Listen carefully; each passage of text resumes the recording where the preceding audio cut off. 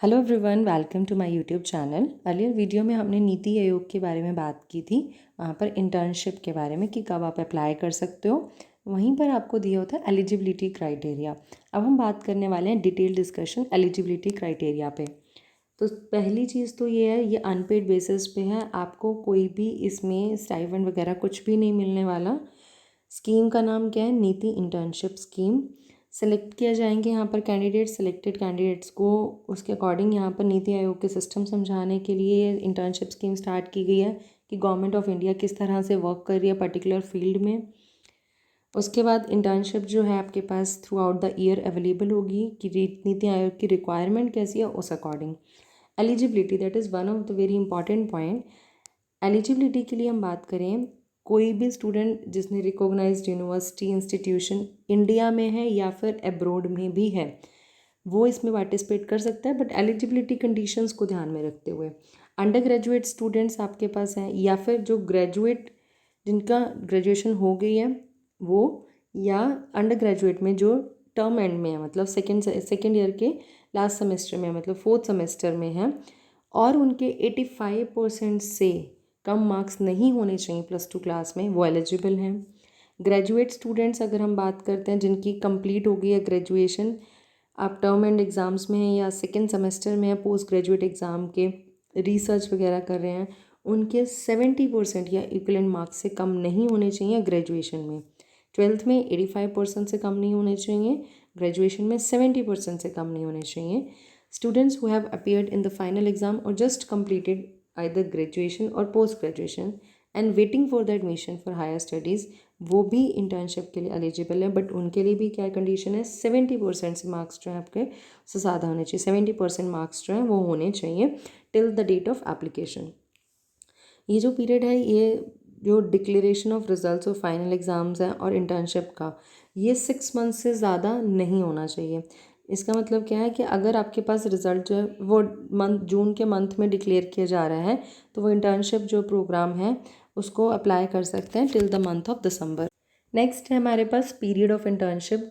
वो कितना होगा? एटलीस्ट 6 वीक्स, बट 6 मंथ से ज़्यादा नहीं होने वाला। कम से कम 6 वीक्स होंगे, 6 मंथ से ज़्यादा ये नहीं होगा। अगर जो भी जितना पीरियड यहाँ पे अलॉटेड किया गया है उतना आप कंप्लीट नहीं करते हैं, तो आपको कोई भी सर्टिफिकेट इनकी तरफ से नहीं मिलने वाला। सर्टिफिकेट के बारे में बात करें, एक्सपीरियंस सर्टिफिकेट, जिसमें आपको इंटर्नशिप को कंप्लीट करना पड़ेगा, और एनेक्सर बी में आपको और डिटेल्स बताई हुई हैं, उसके बारे में भी हम डिटेल में डिस्कशन करेंगे। प्रोसीजर की बात करते हैं, इंटरेस्टेड कैंडिडेट्स जो भी हैं वो ऑनलाइन मोड में अप्लाई करेंगे। डिस्क्रिप्शन में, पिछली वीडियो के डिस्क्रिप्शन में भी आपको लिंक मिला है, यहाँ भी आपको लिंक मिल जाएगा। कब से कब तक अप्लाई कर सकते हैं? जैसे हमने पहली बात की थी कि हर मंथ की 1st to 10th तक ये अप्लाई कर सकते हैं। एप्लीकेशंस जो है आपके पास वो 6 मंथ्स एडवांस होनी चाहिए, ये चीज़ हमेशा ध्यान रखना, 6 मंथ्स एडवांस होनी चाहिए।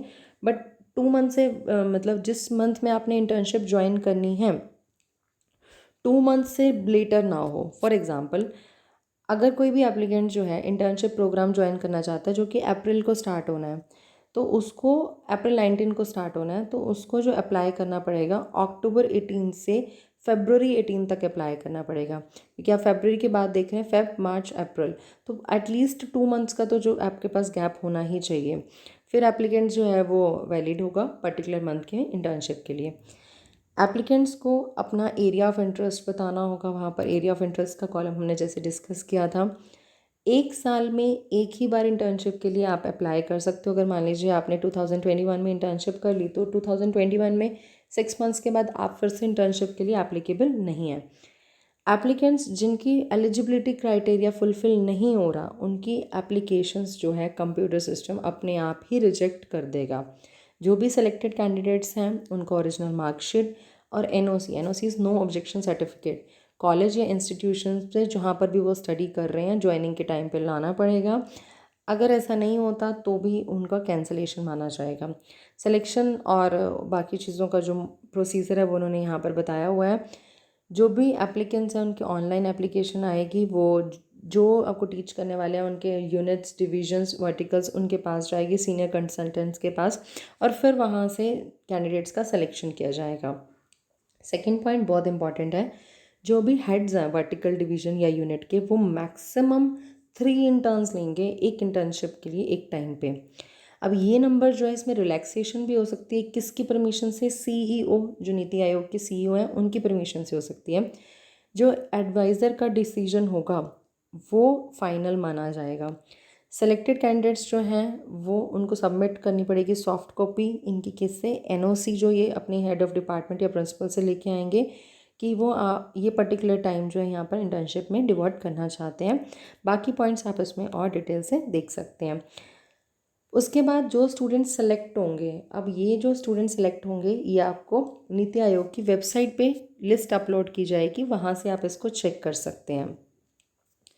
अब जो भी स्टूडेंट्स आपके पास नंबर ऑफ़ एप्लीकेंट्स आएंगे एक पर्टिकुलर एरिया में, सपोज़ करो साइंस एंड टेक्नोलॉजी में 3 स्टूडेंट्स इन्होंने लेने थे, 3 इंटर्न्स लेने थे, उससे ज़्यादा अगर आ गए तो नीति आयोग के पास ये राइट भी है कि वो एलिजिबिलिटी क्राइटेरिया को फिक्स अप करें, अपने हिसाब से एलिजिबिलिटी क्राइटेरिया को मॉडिफाई करें।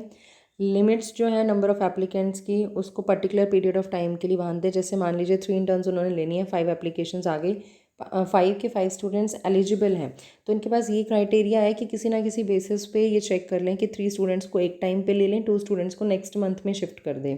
तो यहाँ पर इनके पास जो है ये अथॉरिटी है, इस चीज़ का ध्यान रखिएगा। तो सेलेक्टेड कैंडिडेट्स की जो लिस्ट है वो यहीं पे साइट पे आ जाएगी, तो वहाँ से आप टाइम टू टाइम इसको चेक करते रहिए कि आप इस बार के लिए सेलेक्ट हुए हैं या नहीं हुए हैं। देन अगर हम बात करते हैं जो इंटर्नी है उसको जो भी पर्टिकुलर पीरियड ऑफ टाइम है वहाँ पर प्रॉपरली अटेंडेंस लगानी है। ये पॉइंट इंपॉर्टेंट है। अगर अटेंडेंस आपके पास 75% से कम हो गई, एंड में जो आपके पास अटेंडेंस है डेली बेसिस पे 75% से कम हो गई, तो एक्सटेंशन ऑफ इंटर्नशिप आपको अलाउ नहीं की जाएगी और कोई भी एक्सपीरियंस सर्टिफिकेट भी नहीं मिलेगा। 75% attendance is must for the internee in NITI आयोग।